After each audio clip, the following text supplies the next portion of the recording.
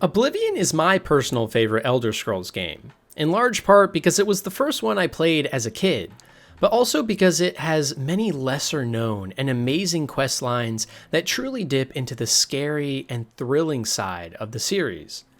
One of these that many people don't know about tells the story of an Altmore, or elf, mage who has stolen Vermina's powerful orb. Vermina is the Daedric Prince of Nightmares, and she is known for casting many souls into some of the most hellish places known to man. But in a twisted turn of fate, Vermina has not done this to our Altmer named Arkfed. Rather, he has stolen the orb from her himself.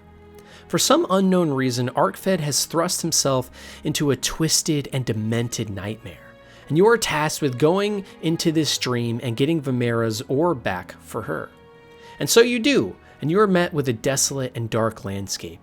One of, if not the scariest in the entire Elder Scrolls series, full of weird and demented sounds, small pathways leading to nothing, and a host of horrifying monsters in the dark. So as you make your way through the dungeon, you finally reach Arkfed's tower, and it is here you find his fateful letter. There is no world so great as the world of the mind.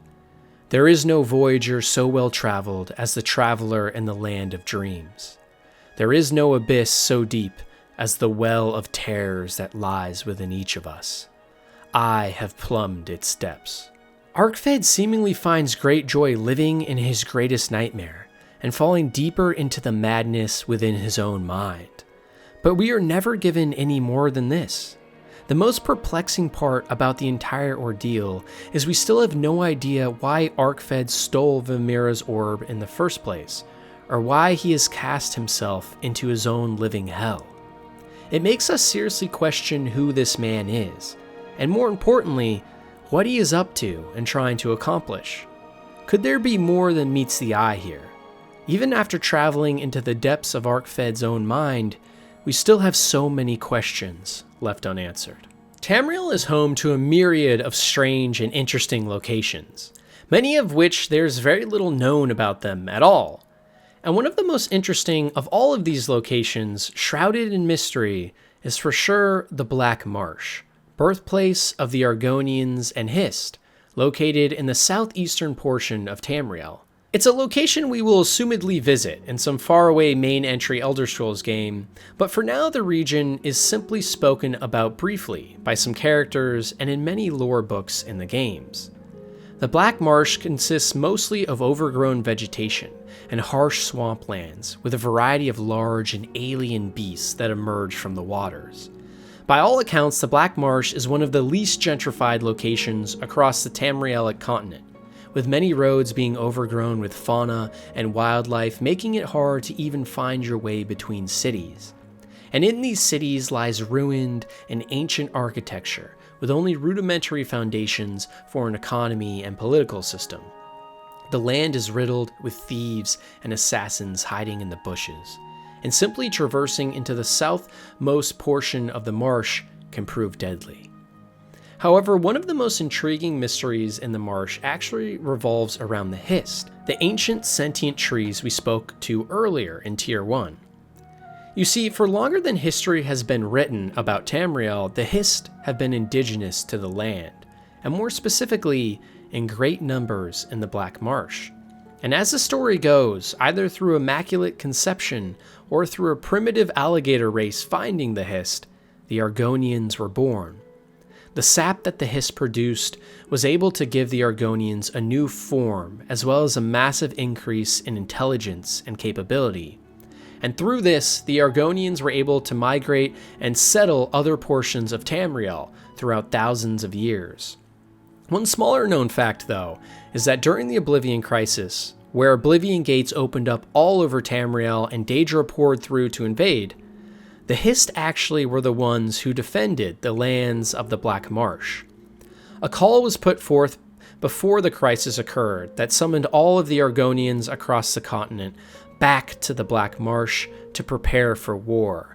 And when they got there, the Hist helped transform many of the Argonian people into fearsome warriors that eventually drove off the invaders.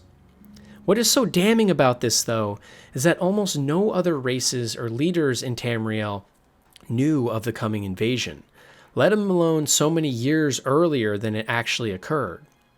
This would mean that the Hiss, a seemingly gentle race of sentient trees, must have known more than they are letting on. Being potentially the oldest living thing still on Tamriel, this race of trees may in fact house many answers to the secrets throughout this world. And even more so, they have been hiding many things from other races, including their ability to speak or communicate with Oblivion and other realms. On top of this, being able to command Argonians back to the Black Marsh for combat implies a sort of mind control that they have over the reptilian race, and could potentially mean that this symbiotic relationship may actually be one founded on slavery, where the Hiss created the Argonians to do their bidding and explore and conquer the continent. Either way, something very mysterious is happening with the Hiss. They know much more than they have let on. They have seen more than any other living beings on Tamriel, and may even be a demonic presence enslaving lower life forms to do their bidding, all in one of the harshest places in all of Tamriel, somewhere most explorers have failed to get information on, making it one of the least well-known and most interesting parts of the entire continent. The Grey Fox is one of the most mysterious and infamous figures in all of Tamriel. We were originally introduced to him in Oblivion as the leader of the Thieves Guild, where he has sat at its head for over 300 years, not as a mer with a long lifespan, but weirdly as a human. Some regard him as fact, and some fiction, with many wanted letters spread throughout the Imperial City, and some news reports like this one. Grey Fox, man or myth? Is a so-called Thieves Guild member masterminding all the thefts in the Imperial City? Captain Harmonious Lex of the Imperial Watch seems to think so. When asked about the Thieves Guild and its mythical leader, the Grey Fox, the captain was quite emphatic. This one man is responsible for all crime in the city. The energetic and tenacious Captain Lex has therefore devoted himself to apprehending this masked menace. When questioned on the subject, Adamus Philada, Legion commander and Captain Lex's immediate superior, had the following response. Ridiculous. The Grey Fox is but a fairy tale. There is no such thing as a Thieves Guild, and there never has been. Stories of an unstoppable thief called the Grey Fox have been circulating around the Imperial City for centuries. The stories claim he can turn invisible at will, shrink himself down to the size of a mouse, turn to mist and seep under locked doors, and perform any number of truly unbelievable feats. If even half of these stories are true, Captain Lex will have his hands full capturing the Grey Fox. If the player decides to follow the Oblivion Thieves Guild to its completion though, one of the best quest lines ever in Elder Scrolls, there's a big reveal at the end. The Grey Fox isn't actually just one person, but rather a large group of different people who have chosen to wear the cowl of the Grey Fox, otherwise known as Nocturnal's Cowl, giving them the power of the Daedric Prince's control of the sphere of night and darkness. You see, millennia ago, the first Thieves Guild leader ever actually managed to steal the cowl from Nocturnal, and thus she cursed it to forever banish its wearer, forcing all those who love and know them to forget about them forever. Even though the player is able to remove the curse from the cowl in Oblivion, it still has horrifying ramifications for the past. Who are these great thieves of history? And how do some people remember and tell stories of them? Could it be that the wearers of the cowl are nothing but figments of our imagination? And just how much of the Thieves Guild past can we truly trust now? We may never truly know. Another lesser known but fascinating region of Tamriel is Valenwood, home of the Wood Elves, who some refer to as the Bosmer. On the border of Elsewhere and Cyrodiil, and just across the sea from the Somerset Isles, Valenwood is a mostly uninhabited region. This is mainly due to the fact that the entire area is littered with vegetation and massive trees, some that reach over a mile into the sky that are imbued with magics that allow them to even move.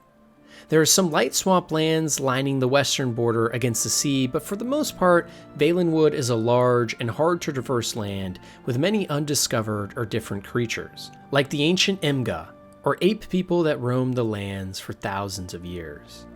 The Wood Elves are the main inhabitants, with scarcely few other peoples coming to stay here. And the Wood Elves themselves are interesting, being the smallest race in all of Tamriel, and also some of the most demented. You see, the Wood Elves or Bosmer in Valenwood agree to the Green Pact, where they will not harm any of the vegetation in the land. But this has not stopped them from turning to many other hellish rituals, like cannibalism for those who they have fought. In many ancient battles, the Bosmer would take the soldiers that they had slain and then eat them in a giant bonfire of sorts. Horrifying, to say the least. But the actual most terrifying thing about the entire region and its Bosmer people is an event called the Wild Hunt. It's an extremely rare occurrence that we only have some writings about, in which the Bosmer are called back to defend their homeland. And in order to do so, they all come together in massive numbers and sacrifice their souls to turn into giant monstrosities. Whether it's massive bears, winged beasts, or entirely new monsters, the Bosmers lose control of themselves once they have transformed or shapeshifted into these creatures and become ferocious, killing anything in their path. And many great armies have supposedly been obliterated this way. Many theories even state that a large handful of the most fantastical creatures we see in Oblivion, Morrowind, and Skyrim originally came from ancient great hunts in Valenwood, after which these majestic beasts combed all of Tamriel and settled into new homes.